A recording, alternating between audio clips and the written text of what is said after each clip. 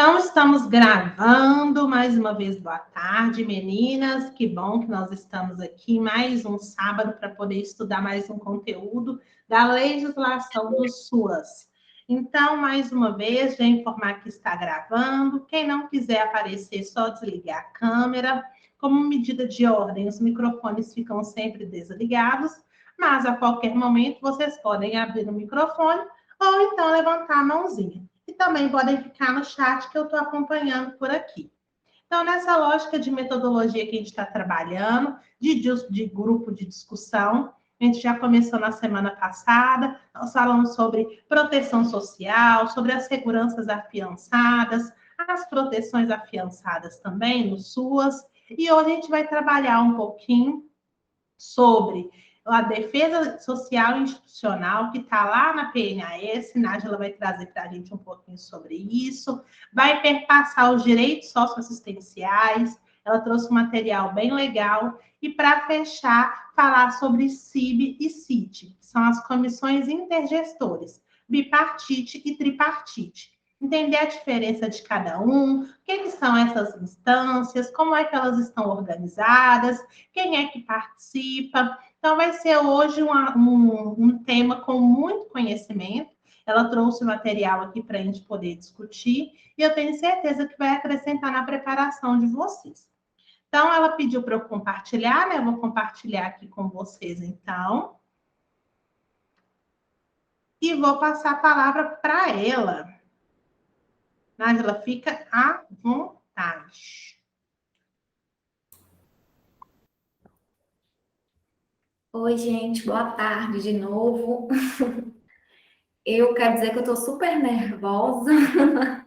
Falar em público para mim me deixa um pouco ansiosa. O tempo de preparação para o tema também ele foi bem curtinho. A semana não foi como eu planejei, não deu para estudar muito. Mas eu me esforcei bastante para tentar aprender sobre o tema. Não era um tema, né? De familiaridade assim do cotidiano, do dia a dia de trabalho. Eu já tinha ouvido falar na faculdade, mas só lá. E aí eu tive que aprender, me esforcei para aprender, para trazer alguns pontos para a gente conversar. E eu espero mesmo que seja uma conversa, peço o apoio da Thaís e de vocês também, viu? Júlia já está falando, fica tranquila. Ótimo, obrigada. Muito obrigada. E aí um ponto, né, assim, que a Thaís pediu para a gente trazer para discussão é sobre a defesa social institucional. A gente vai falar dela primeiro, em seguida a gente fala da CIT e da CIB. Pode passar, Thais, por favor. E aí, quando a Thais pediu para falar um pouco desse tema, eu fiquei tentando buscar, assim, na cabeça, o que era defesa social institucional, porque eu não estava lembrando. Eu falei, gente, será que eu, na verdade, nunca tinha ouvido falar desse termo, não lembrava nada e falei, Thaís, onde que tá isso? Está em alguma normativa? Sinaliza aí. E aí ela sinalizou, né? Tá lá na página, na minha PNAS, está na página 38. Está prevista na página 38 da Política Nacional de Assistência Social.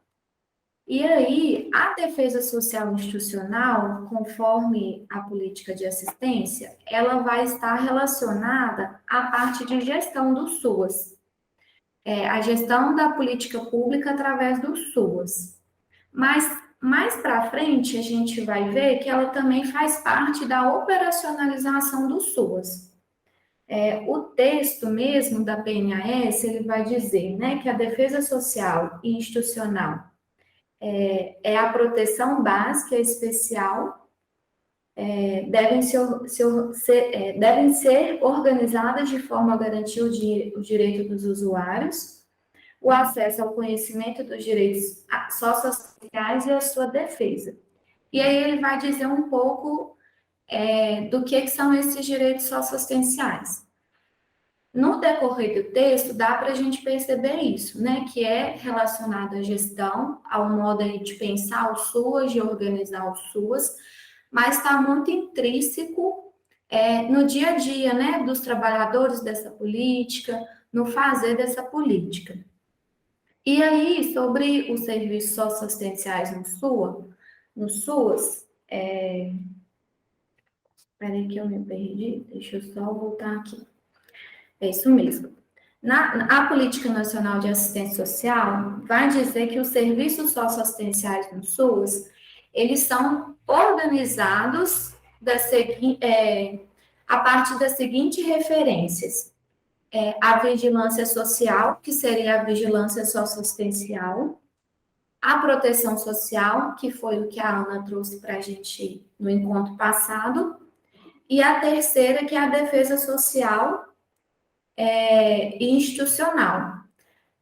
Para além da Política Nacional de Assistência Social, a NOB-SUAS, no seu artigo 1º, vai dizer que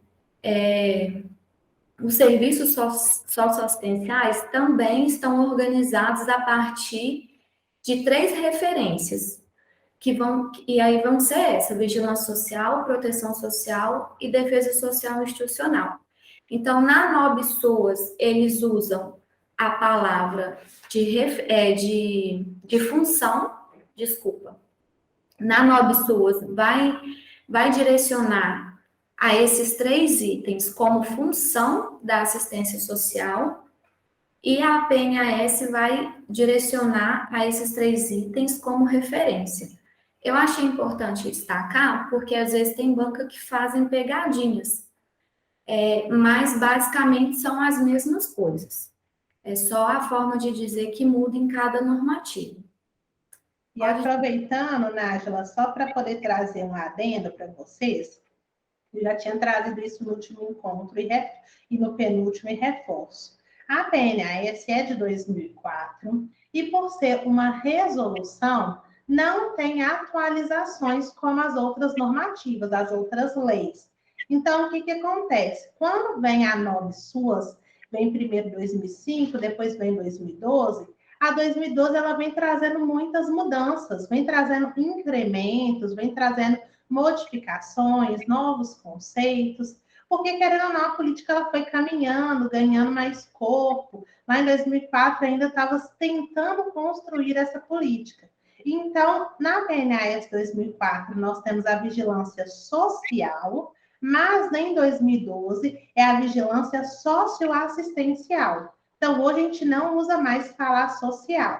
Se na prova de vocês vier de acordo com a PNAS, que é o que a Nájila colocou aí, vai ser vigilância social.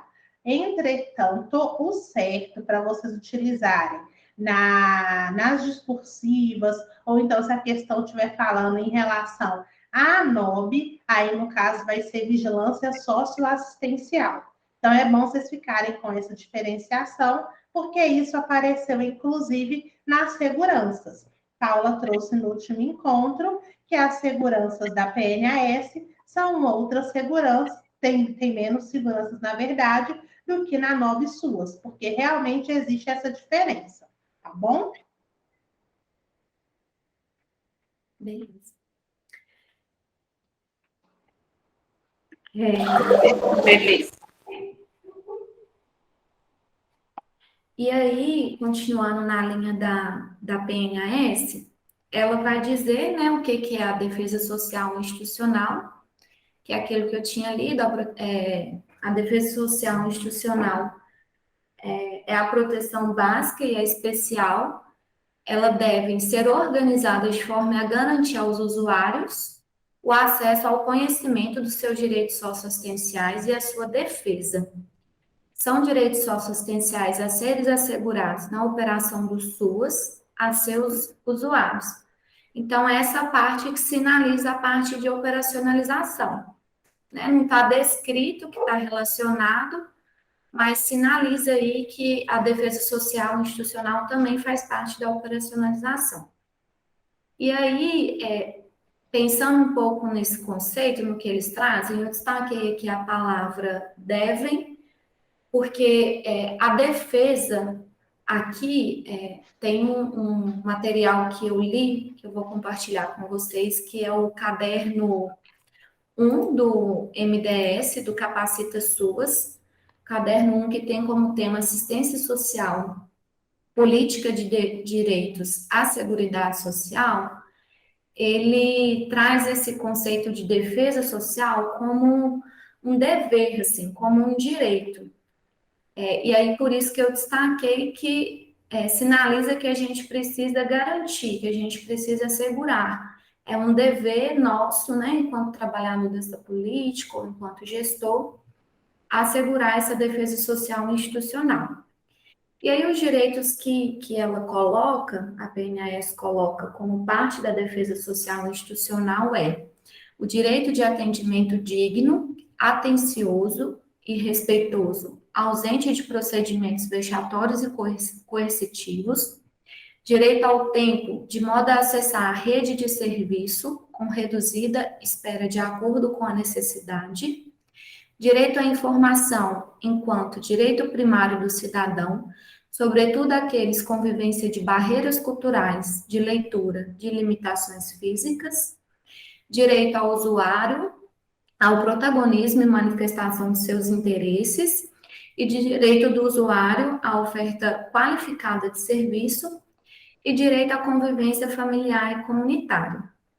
E aí, quando eu fui ler isso na política nacional de assistência social, na PNAS, eu fiquei, assim, um pouco intrigada, porque quando eu li a palavra direitos socioassistenciais, logo me remeteu ao decálogo dos direitos socioassistenciais. Então, na minha mente, tinha assim, existem 10 direitos socioassistenciais. E aí, quando eu fui ler, né, que a defesa social institucional deve assegurar esses direitos socioassistenciais, eu fui contar, eu falei assim, gente, mas aqui tem menos direitos. Deixa eu comparar com os direitos socioassistenciais que eu conheço. E foi aí que eu entendi, a partir desse material que eu falei, o caderno do Capacita SUAS, o caderno 1, que o direito socioassistencial, ele não está bem definido, ele não tem quantidade, ele não tem um rol, como eu imaginava. E aí, Thais, eu vou pedir para você passar, que é a reflexão, assim, que eu trouxe para a gente fazer.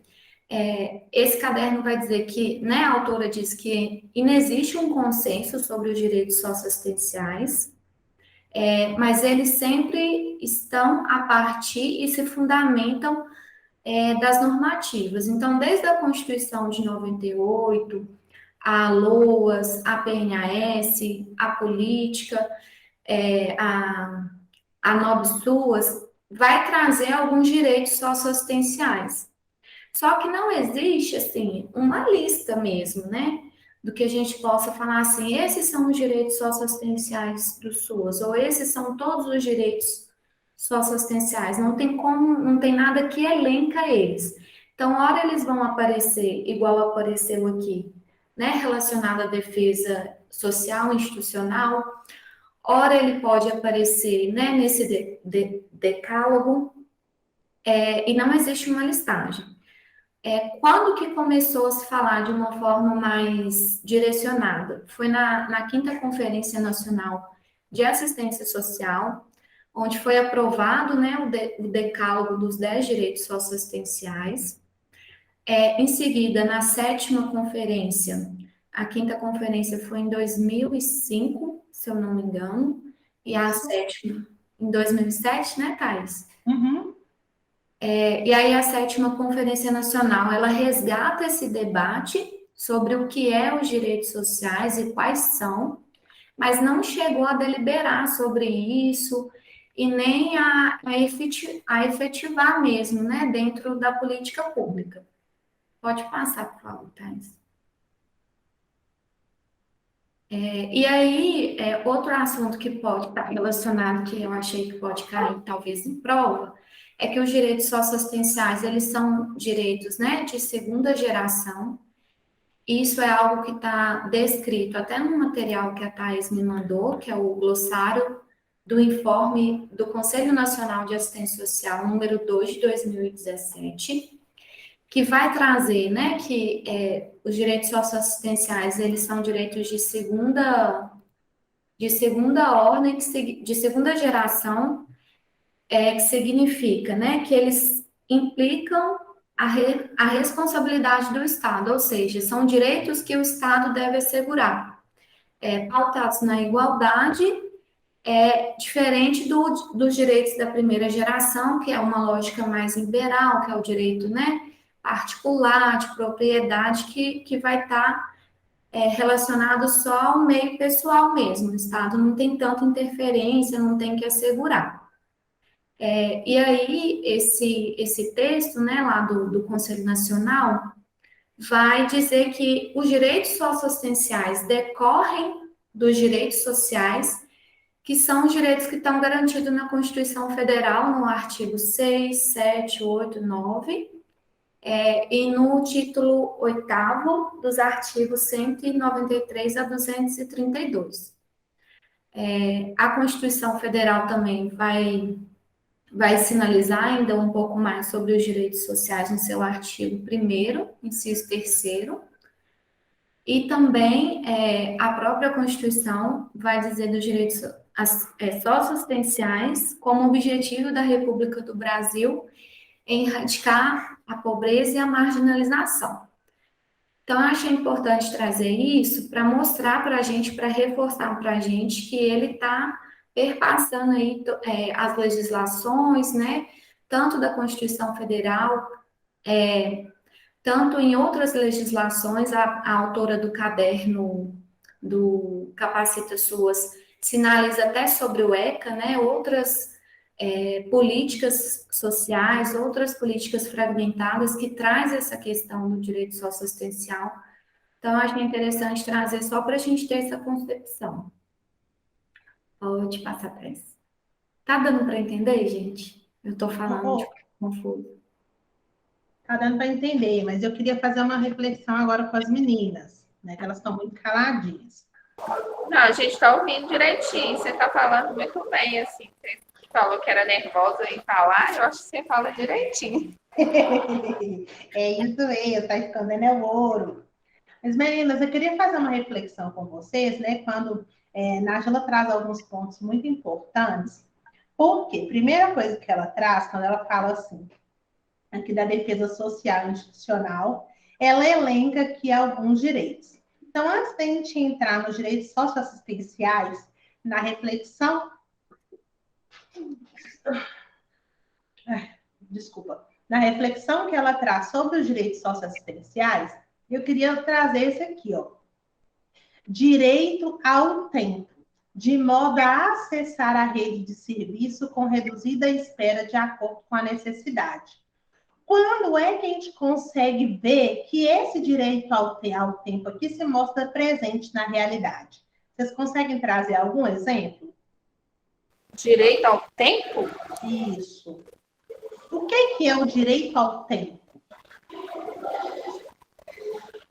Sinceramente, eu não consigo pensar em algo, não. Beleza, ótimo.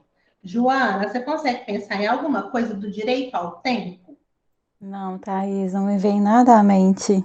Uhum. Você pensou em alguma coisa, Nájila? Eu pensei quando eu estava estudando, eu fiquei curiosa com esse termo, direito ao tempo. Aí, quando fala em seguida, a única coisa que eu consegui pensar é a questão da brevidade, né? De talvez não deixar o usuário, né, tanto tempo esperando para ser atendido em algum serviço da política pública ou encaminhamento para alguma outra. Foi a única coisa que passou pela minha cabeça. Uhum. A lógica é muito essa mesmo. Por que eu resolvi voltar aqui atrás? Porque, às vezes, a gente lê, a gente estuda, mas a gente não entende. E o objetivo dos encontros do sábado são justamente esse, a gente sair da caixinha, que é o que a Nájila falou no último encontro. Olha, eu nunca tinha pensado isso, segurança. Por que não a palavra segurança? E agora eu estou trazendo essa reflexão para vocês. Direito ao tempo. O que é o direito ao tempo?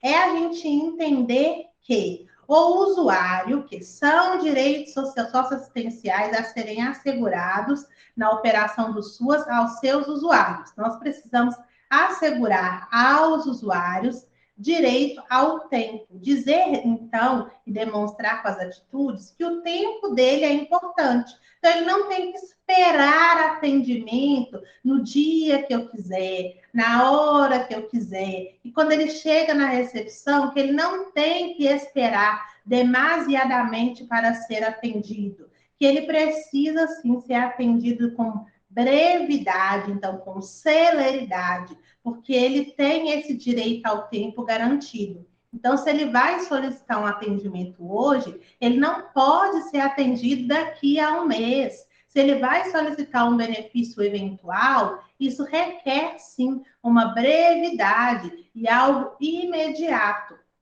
Mesmo que a gente lute para não trabalhar no imediatismo, que pode, sim, trazer uma lógica tecnicista ao nosso fazer profissional, e é justamente uma lógica que a gente tem que romper, a gente também tem que tomar cuidado para garantir o direito ao tempo do usuário. Então, não é quando a gente quer ou quando dá para a gente ou quando dá para o serviço. É o serviço se organizar para garantir. Então, se o serviço não consegue dar vazão, porque tem pouco profissional, tem que contratar mais profissional.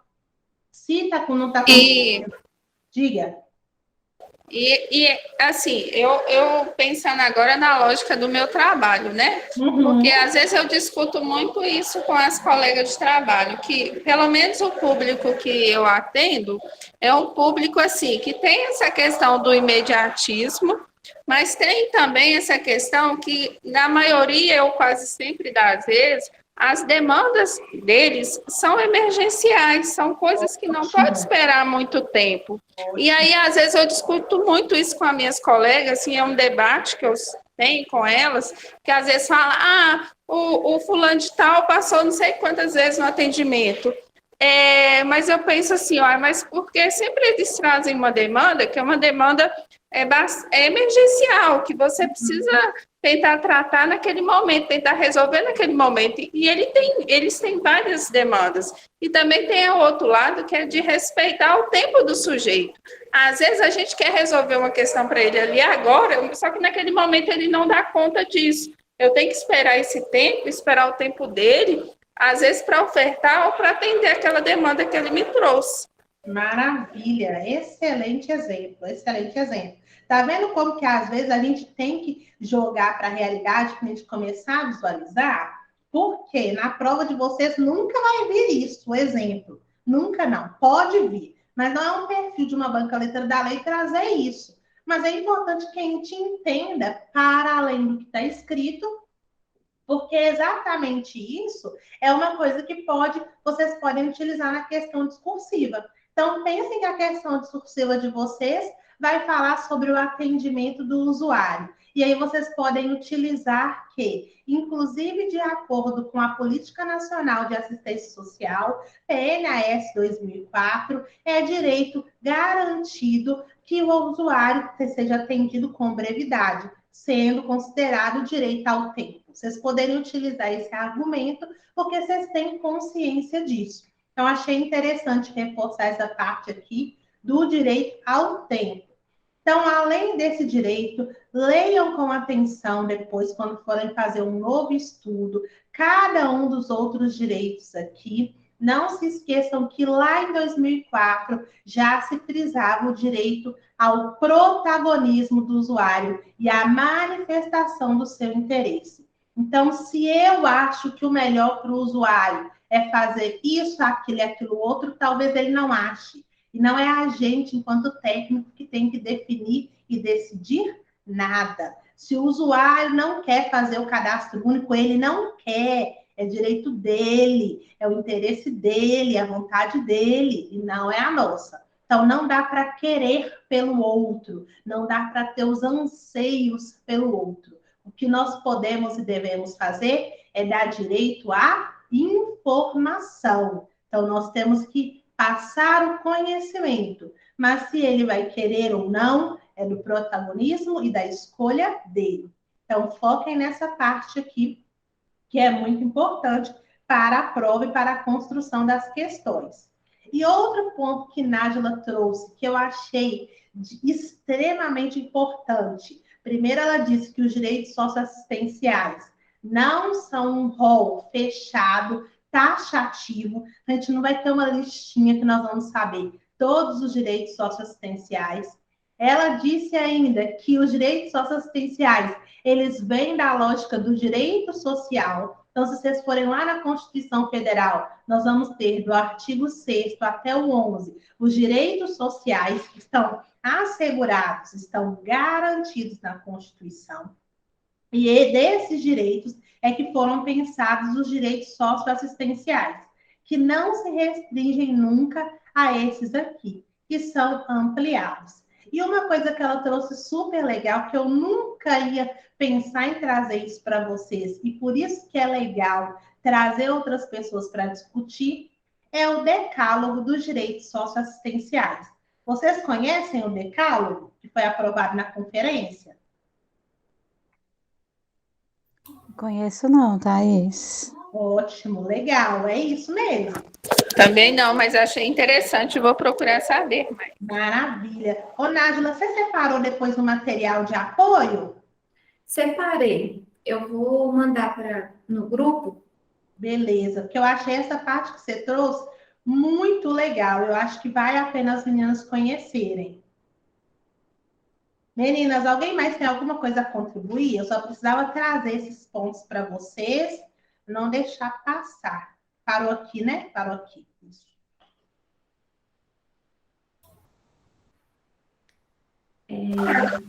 Eu acho que bacana, assim, eu acho que a explicação dela, assim, que ela estudou, muito interessante, bacana, assim, e eu gostei muito. Que bom, que bom. E é legal, né? Porque quando a gente vai estudando, a gente vai conseguindo fazer link, né? Já trouxe o link aqui da Constituição, o link do Decálogo. Então, nós vamos só aumentando também nosso universo de conhecimento. Nájila, a palavra é sua, fica à vontade. Que bom falando para entender. Tá, Eu já tô... Não sei nada disso. Olha o tanto de coisa que você já trouxe para a gente de conhecimento, tá vendo? E aí é aquilo que eu estava te falando antes das meninas chegarem e a gente falando, né? Combinando que dava para desistir. Essa proposta que você traz, eu vi isso muito, né? Quando a Ana Paula apresentou, que foi o primeiro encontro. É só Paula. Paula. Uhum. E agora, nesse que eu tive que me preparar, do estudo ativo, é que realmente, assim, a gente tem que procurar aprender para entender e acaba que de alguma maneira fica na cabeça. Então, eu achei bem, bem legal, assim, essa proposta. Que bom que vocês estão gostando da proposta. Mas é isso. Aí, pode passar, Thais, para o outro slide. E aí tem um outro ponto que eu achei bem interessante, porque relaciona com o que a Paula trouxe no encontro passado. E sei lá, não sei se eu acredito muito na coisa do universo, mas no encontro passado eu tinha ficado com aquela, né, questão, acho que a Joana estava, de que por quê, né? Por que seguranças afiançadas? A proteção as proteções sociais, ok, mas por que seguranças? E aí essa autora, esses autores, no caderno do Capacita SUAS, trouxe a reflexão de que os direitos socioassistenciais, eles se relacionam com as seguranças. Então, a Paula apresentou para a gente que a gente vai ter algumas seguranças afiançadas, né? A segurança de acolhida, né? A segurança de autonomia e tal. E os direitos sociais é aquilo que vai, vamos dizer assim, que vai objetivar seguranças e decorrem delas também. Né? Então, além de estar relacionado àquelas legislações, está muito relacionada às seguranças sociais. E aí, quando a Thais chamou atenção para aquele direito socioassistencial ao tempo, veio na minha cabeça isso, porque ela falou assim, o direito de ser atendido. Às vezes a gente não vai ter o benefício para conceder, que é o que ele deseja, mas a gente tem um horário ali naquele dia para atender. Então, a gente tem que assegurar ou garantir a segurança de acolhida. E o direito socioassistencial vai dizer do direito ao tempo. Então, essa autora diz assim, eles se relacionam, não são coisas que estão separadas. Eu acho que a política de assistência é muito isso, né? Toda coisa está se relacionando, toda hora está se relacionando com alguma coisa. Muito linda, né? É show de bola. Confunde a nossa cabeça. É, normal. Porque é diferente, às vezes, sei lá, eu imagino, né? Na área sei lá, matemática, você sabe que 2 mais 2 a regra é essa. Mas na nossa política, uma coisa toda hora se relaciona com a outra e está reafirmando a outra. É difícil de entender, mas quando a gente entende, eu acho bonito isso. E aí, o outro ponto é esse: os textos normativos acerca dos direitos socioassistenciais não se reduzem no plano legislativo. Que é aquilo que a gente está dizendo, assim. Não é só quando diz de defesa, e aí eu fiquei pensando por que a palavra defesa social e institucional. Antes de eu estudar, eu falei assim: será que eu tenho que defender a sociedade, ou defender a instituição que eu trabalho, defender o CRAS ou o CREAS? Não, diz muito nessa lógica, assim, de defesa do direito. Então, a defesa social e institucional não se restringe, segundo essa autora, segundo o caderno lá do Capacita SUAS, a colocar esses direitos numa lei, né? Numa normativa, num caderno de orientação. É o fato da gente garantir mesmo esses direitos que se traduzem aí nas condições de vida, né? Demanda uma escuta, demanda iniciativas de controle, e é só algo que eu trouxe assim que eu achei interessante da reflexão que ela faz mesmo. Pode passar, Thais, por favor. E aí, sobre a CIT e a CIB.